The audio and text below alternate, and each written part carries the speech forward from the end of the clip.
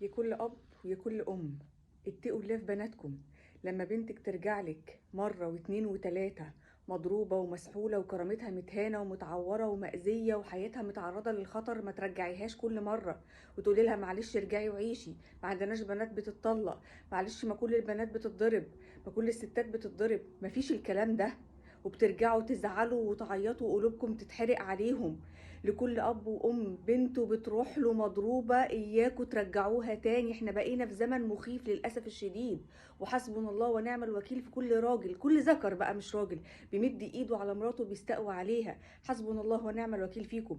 عروسه المنوفيه وغيرها كتير من النماذج، اللي يرميها من الشباك واللي يضربها واللي يعمل واللي يسوي. ايه ده؟ ايه اللي احنا بقينا عايشين فيه ده؟ تاني كل اب وكل ام، اوعوا ترجعوا بناتكم للحياة دي تاني، بدل ما ترجعوا تندموا ويبقى هو ده مقالهم. ربنا يحفظ بناتنا يا رب العالمين.